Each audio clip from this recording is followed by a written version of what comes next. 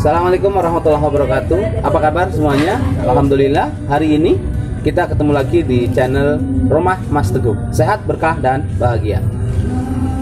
Alhamdulillah, hari ini kita berbeda dengan biasanya. Konsepnya mungkin teman-teman akan melihat lebih berbeda. Hari ini lebih alami karena kita dapat undangan dari Yayasan Ibnu Mubarak yang berada di Rembige. Alhamdulillah diundang sama beliaunya langsung, ownernya Ustadz Humedi SPDI. Selain beliau sebagai penanggung jawab Pondok Pesantren Tahfizul Quran, di sini juga ada TK juga ya, TK Tahfizul Quran dan pendidikan SMP, SD, Tahfizul Quran Putra Putri. Kemudian ada juga MTS, Asrama Yatim khusus untuk perempuan. Jadi untuk yang yatim, asrama yatim, duafa, penghafal nanti di sini akan dididik menjadi penghafal Al-Quran kalau tidak salah seperti itu Ustaz ya. Dan semuanya gratis. Semuanya gratis. Jadi buat sahabat semua yang punya atau punya kenalan anak, sanak, family yang yatim piatu, duafa, dipersilahkan untuk menitipkan anaknya di sini kalau memang menginginkan anaknya menjadi penghafal Al-Quran. Alhamdulillah beliau juga selain sebagai pengasuh pondok pesantren, beliau juga seorang herbalis yang sudah cukup diperhitungkan. Untuk di NTB, beliau sempat menjabat juga di PBI ya Ustaz ya? Iya, PBI. Di PBI NTB sampai sekarang masih aktif di pengurus PBI. PBI itu Perkumpulan Bekam Indonesia. Dan beliau alhamdulillah juga sekarang dapat amanah dari Tuan Guru, Tuan Haji ya? Tuan Haji Ismail. Ini herbalnya Ustaz ya? Ada beberapa herbalnya. Mungkin nanti teman-teman yang mau konsultasi bisa langsung tag beliaunya aja di Ustadz Humedi, nanti akan ada di bawahnya nomor handphonenya beliau. Kebetulan kalau saya sendiri kan memang tradisional. Untuk herbal saya sendiri tidak begitu menguasai, tapi untuk terapi-terapi yang lain memang saya di situ lebih expertnya. Nah, untuk hari ini nih Ustadz kan fokus di herbal. Tentunya tidak ujuk-ujuk apa nih bahasa sini ujuk-ujuk. Tiba-tiba langsung di herbal. Tiba-tiba muncul jualan gitu ya, enggak ya. Tapi mungkin dulunya nih berangkat dari pengobatan tradisional Lombok, Sasakah yang mungkin namanya belian, atau di Jawa dukun, atau memang dari pengobat tradisional yang basicnya apa? Herbaliskah, bekamkah, atau apa? Silakan Ustaz. Ya. Bismillahirrahmanirrahim. Assalamualaikum warahmatullahi wabarakatuh. Alhamdulillah, nahmaduhu wa nasta'inuhu wa nastaghfiruh wa na'udzu billahi min shururi anfusina wa min sayyiati a'malina. May yahdihillahu fala mudilla lahu wa may yudlil fala hadiya lahu. Asyhadu an la ilaha illallah wa asyhadu anna Muhammadan abduhu wa rasuluh la nabiyya ba'dah. Allahumma shalli ala nabiyyina wa habibina Muhammad wa ala alihi wa sahbihi wasallim. Alhamdulillahirabbil alamin. Para pendengar setia dari Rumah Mas Teguh, ini Masya Allah penonton Ustaz ya, penonton ya. Ya kalau pendengar radio ya. Iya. Berarti ini penonton. Jadi kelihatan wajah Mas Teguh langsung terlihat. Ya, alhamdulillah beliau salah satu guru saya ini. Masya Allah. Ya. Jadi memang kita di konsep pengobatan ini selalu bersinergi. Tidak bisa kita berjalan sendiri, jadi harus berjamaah. Kekuatan itu ada dalam jamaah. Dalam setiap pergerakan itu ada keberkahan. Ya, insyaallah. Tadi Mas Teguh bertanya nih, saya munculnya dari mana? Kok tiba-tiba pondok, kemudian herbalis gitu ya. Nah ini Masya Allah, ini perjalanan panjang ya. Jadi saya menemukan jati diri sebagai seorang yang suka dengan dunia herbal ini tahun 2006 sebenarnya. Itu masih merantau dulu, di muter-muter lah ya, jadi tukang apa di Jabodetabek ya, di sana keliling sana sini gitu ya. Jadi saya sekolahnya pendidikan Islam, tetapi jiwanya sebenarnya lebih ke perniagaan yang saya senangi itu dunia pengobatan Islam. Bahkan saya deskripsinya pun harusnya mengkaji tentang pola didik anak, tetapi malah saya minta izin ke pembimbing saya dulu, boleh saya saya buat skripsi judulnya konsep konsep sehat dalam Islam gitu ya. Itu merujuk kepada makanan halal dan thayyib dalam surah Al-Baqarah dan surah Al-Imran. Alhamdulillah diizinkan. Jadi baru pertama nih pendidikan, konsepnya harusnya membahas tentang pola didik anak, malah kita bedah kesehatan. Dan alhamdulillah jadilah skripsi itu. Berjalan dari situ, jadi karena kesenangan di pengobatan Islamnya, akhirnya saya mempelajari lebih dalam ya tentang konsep Tibun Nabawi. Kalau ini biasa didengar mungkin oleh sebagian para penonton, itu tentang Tibun Nabawi ini konsep yang dibawa oleh Ibnu Qayyim Al-Jauzi ya. Jadi Tibun itu artinya pengobatan, Nabawi itu para nabi sebenarnya ya. Tapi tidak pernah para nabi juga menjelaskan bahwa dia punya misi pengobatan Tibun Nabi, tidak pernah. Bahkan Rasulullah sendiri pun tidak pernah menyampaikan seperti itu. Hanya saja para ulama itu salah satunya Ibnu Qayyim Al-Jauzi untuk membedakan pengobatan yang tahayul, yang khurafat ya, yang apa istilahnya, yang ada mitos-mitosnya itu. Nah, jadi dibedakan supaya murni pola sehat yang Islami itu dikumpulkanlah pola sehat para nabi. Nah, karena kita sebagai umat yang terakhir, nabi kita yang terakhir Nabi Muhammad SAW, maka pola hidup Rasulullah SAW itulah yang dijadikan konsep Tibun Nabawi. Ini berjalannya waktu, saya bertemu salah satu guru saya. Beliau ini sangat familiar sekali ya, bahkan teman-teman kalau membaca buka di Google sebut saja Tuan Haji Ismail akan muncul. Saya banyak belajar di beliau bagaimana kehidupan beliau. Sekarang sudah hampir 30 tahun itu hanya membahas tentang pengobatan Islam ya, membahas tentang pengobatan Islam ya. Diantaranya inilah karya-karya beliau yang sampai saat ini selalu update ya, selalu update, tidak pernah ada hal yang lama. Setiap kita belajar ada hal baru, padahal sudah puluhan tahun. Setiap kelas itu, setiap kelas pembelajaran ada hal yang baru, karena bagi beliau mengatakan bahwa penyakit ini pun berinovasi ya, berkembang penyakit ini, bahkan cepat sekali penyebarannya. Salah satunya kan kayak pandemi kemarin itu. Oke, Ustaz. COVID itu. Sebentar, saya potong dulu, Ustaz. Ya. Ini tadi perjalanannya panjang dari tahun 2006 ya. Tahun 2006 kan nggak mungkin tiba-tiba ketemu Tuan Iya, Haji ini kan. betul. Nah, sebelum ketemu Tuan Haji ini sebagai apa nih? Apakah bekam sempat atau tukang pijat atau apa? Bekam Seperti itu. keliling. Bekam keliling, cowok panggilan gitu ya. Laki-laki panggilan. Tahun 2000 berapa mulai bekam keliling? Mengenal bekam tahun berapa? 2000 itu. Tahun 2006 2006 di Bekam dulu. 2006 di Bekam dulu, kemudian 2007 Bekam asal-asalan, apa istilahnya? Bekam asal belajar aja. Asal belajar. Oke. Belum mengkaji betul. 2007 Ustadz di bekam, asal bekam dulu ya. Iya, Yang penting keluar darah dulu. Penting, Jadi apapun sakitnya boleh dibekam gitu ya. Semua. Masih pinter waktu itu Ustadz, ya. Sudah jadi master lah ya. Udah master. Biasanya seperti itu. Terus kemudian ambil mungkin lebih expert di bidang bekam tahun berapa? 2010. 2010. Oke, 2010 Ustadz masuk di expert yang bidang bekam ya. Iya. Nah, oke, selama perjalanan bekam ini kan apa namanya, bekam ini kan tradisional ya. Ada nggak rasa apa ya? Maaf nih buat teman-teman pengobat tradisional nih ya, ini sebagai motivasi ya. Biasanya kalau kita menjadi pengobat tradisional mungkin ada sebutan-sebutannya aneh-aneh kan. Kalau di daerah bisa kita dikatakan, oh tukang bekam gitu kan, kerjanya apa, tukang bekam, atau bilang oh ini dukun. Bagaimana, ada paradigma seperti itu nggak? Oh iya, kalau karena kita tinggal di kampung ya, kita karena orang kampung itu pemahamannya orang yang bisa mengobati ya dipanggil belian juga. Ya dipanggil belian. Jadi dia ke sana datang ke kita gitu. Kadang kita dibayar juga udah nggak pakai uang kan, sama pembayarannya dengan kayak belian. Jadi dibawain beras, andang-andang lah bahasa Lomboknya kan. Iya. Dibawakan beras, ada sirih, ada apa, buah pinang gitu ya, terima aja.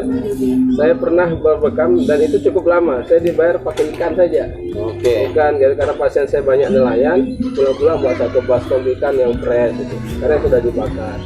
Dan memang karena ya itu senang aja gitu, senang itu. Oke, itu setelah menjalani di sini di tahun 2010 ya, sudah kembali ke Pulau Lombok. Iya, Sudah kembali ke Pulau Lombok. Sudah bergabung dengan teman-teman PPI atau belum? bergabung itu tahun 2011. 2011. 2011 Tapi kita mendirikan perkumpulan wilayah NTB itu 2012. Langsung bersama Dr. Zaidul langsung yang dilantik. Oke, 2012 dilantik sama Dr. Zaidul untuk jadi cabang PBI di NTB ya. Perwakilan wilayah. Perwakilan PBI di NTB. Oke, Insya Allah. Ketemu Tuan Haji. Nah, ini menarik nih.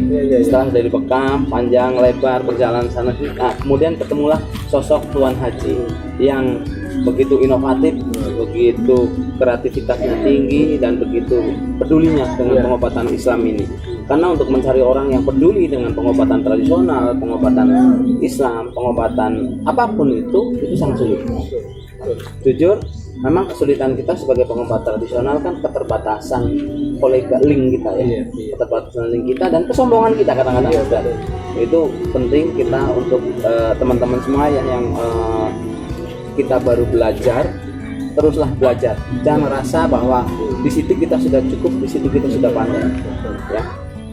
Tahun berapa ketemu Tuan Haji Ismail? Pertama 2010. 2010, kemudian jadi ceritanya unik juga tuh. Beliau ada agenda di Bali waktu itu ya.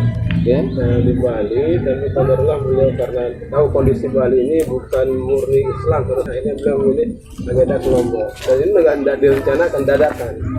Akhirnya itu pertama kali kita membahas tentang waktu itu, tentang kelor. Nah, saya semakin menarik tuh. Luar biasa, kelor itu sudah heboh dari tahun 2010. Beliau sudah pakai lama. Nah, sekarang kan sudah mulai heboh ya, Insya Allah. Kemudian ketemu lagi 2019 ya, 2019 datang lagi ke Lombok. Sini kita buatkan acara khusus. Setelah itu saya belajar langsung ke Malaysia, bolak-balik kepada agenda upgrading keilmuan. Apa yang membuat Ustadz tertarik dengan menjatuhkan pilihan? Kalau saya membuat tertarik dengan pijat ya, karena memang saya basicnya tukang pijat gitu kan.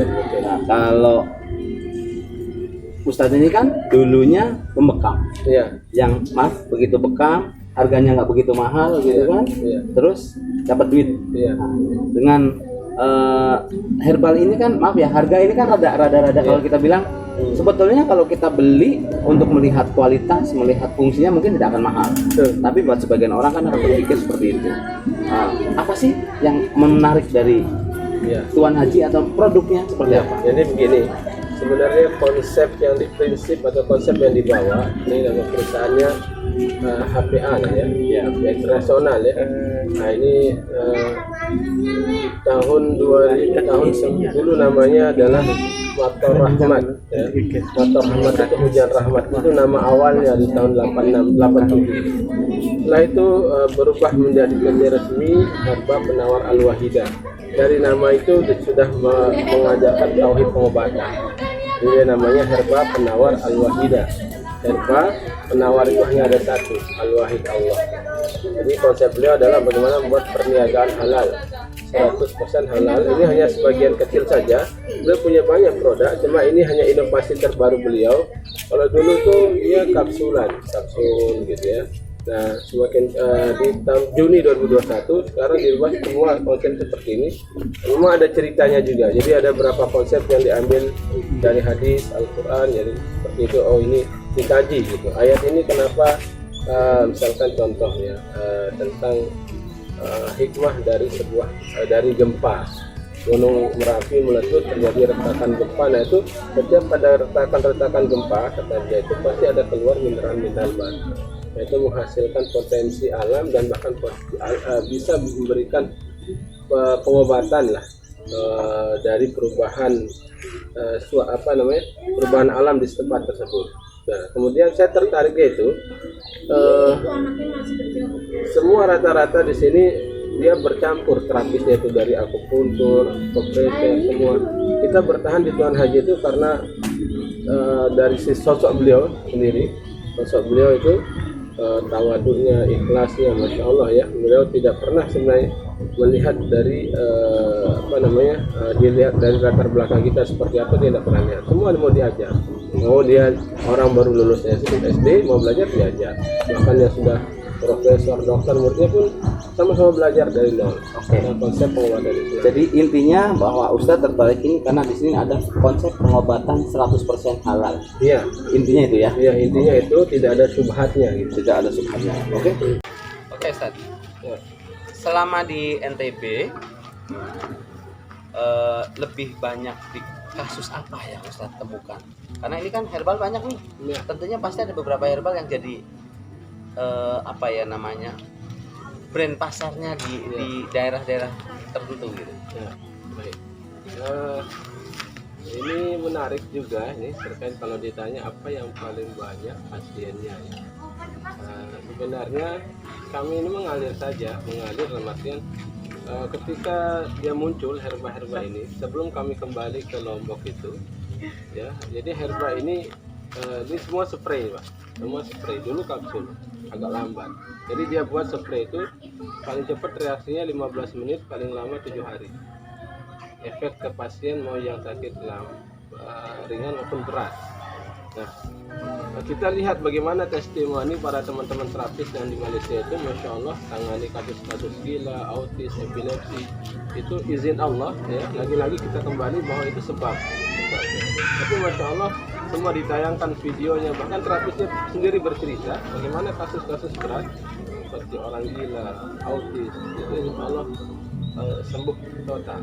Bahkan yang menarik, anak-anak yang kecanduan internet itu dia tinggalkan HP-nya, ya, dia tinggalkan HP-nya, langsung kembali ke normal otaknya, dia belajar, dia yang biasanya dia mengaji kembali lagi dengan normal. Nah, sampai ibunya sendiri bercerita. Nah, itu masya Allah, itu yang unik di herbalnya. Ketika kita pulang, nah ini udah disampaikan duluan. Nanti kalau pulang semualah itu semua. Ketika teman-teman sudah meyakini herba ini, misalkan herba A untuk penyakit A, herba B untuk penyakit B, nanti dengan sendirinya Allah itu akan hadirkan herba ini sesuai dengan pasien itu datang sendiri. Nah betul, ketika kami pulang kita dihadapkan dengan penyakit yang berat-berat, ya, penyakit yang berat-berat. Nah, sekarang ini yang paling berat kalau bagi kami sih ya, nggak tahu mungkin ada para pemirsa yang lain yang penyakit lebih berat dari ini. Itu ada HIV, kemudian ada yang di dalam penanganan sekarang HIV, kemudian kanker payudara, kemudian autis, dan segala penanganan. Kalau mau tanya mana banyak yang kasus yang kita tangani, jadi dia ada herba yang paling banyak tadi untuk kaitannya permasalahan virus sama otak, itu kerusakan otak. Dan dia kerusakan otak itu yang banyak. Jadi kalau dalam psikologisnya itu virus, kemudian sakit mental. Nah, mental yang berefek ke fisiknya. Nah, itu ada herbanya ternyata untuk sakit mental itu. Yang tadi kayak gila, stres gitu ya, Masya Allah. Kita tangani sebagaimana disampaikan oleh guru kita, nanti akan bereaksi di hari kesekian, hari kesekian. Ikuti polanya saya, dan cara merasakan pun tidak ada yang baku, karena setiap tubuh itu cara menerima herba itu berbeda ya. Nah, ada yang menarik gitu, mungkin konsepnya sedikit sama dengan dunia kedokteran juga. Jadi semua obat itu mengarahkan kepada relaksasi, diantarkan ke tidur pasiennya. Nah itu dibedah kemarin, ada apa dengan tidur? Nah, jadi ada satu peristiwa yang kita tahu sendiri, itu peristiwa malam, itu bukan peristiwa kecil ya. Kalau kita lihat Allah bersumpah dengan malam, walail, demi malam, waj'alna laila libasa, dan Allah jadikan malam itu sebagai pakaian untukmu. Nah itu ternyata pada saat orang malam hari itu ada repairing tubuh, bukan repairing otak juga. Nah, makanya orang yang sakit tidak bisa tidur, orang sakit ini tidak bisa tidur. Nah, yang pertama kita obati adalah bagaimana dia tidur, supaya obat yang dia minum, mau herba, mau medis, dia bisa bekerja. Gitu. Makanya kita juga orang yang pasien berat, pasti minum obat kedokteran, kita nggak putus. Ya. Hanya ada jeda 1-2 jam. Jadi kita nggak bisa juga kita datang meyakini ini herba, nggak bisa. Jadi harus kita ikuti pola yang Allah berikan di tubuh ini supaya dia bisa beradaptasi, sistem tubuh kita beradaptasi, dengan alam pun beradaptasi. Oke. Jadi berikutnya bahwa untuk pengobatan ini adalah di herbal ini ada lebih banyak di masalah virus dan kejiwaan. Seperti itu ya. Mungkin termasuk HIV AIDS, mungkin virus-virus yang lain. Sekarang kan virus corona gitu.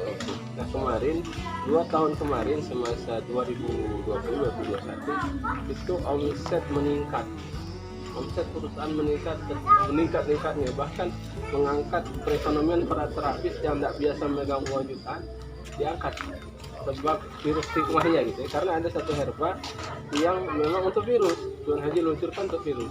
Oke, tadi bicara untuk virus kan memang kita sudah cukup tahu, sudah cukup familiar sekarang dengan virus COVID. Terus kemudian tadi ada masalah otak. Nah ini termasuk, maaf ya, mungkin buat beberapa sahabat, beberapa pemirsa, beberapa teman, bahwa mungkin ada termasuk kayak masalah epilepsi mungkin. Nah, bisa tidak menggunakan itu? Bisa sangat.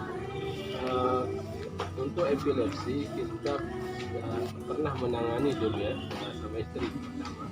Sudah di wilayah Gunung Sari, ada di 2 tempat. Bukan Gunung Sari, Roma Barat 1, Kabupaten Mataram 1.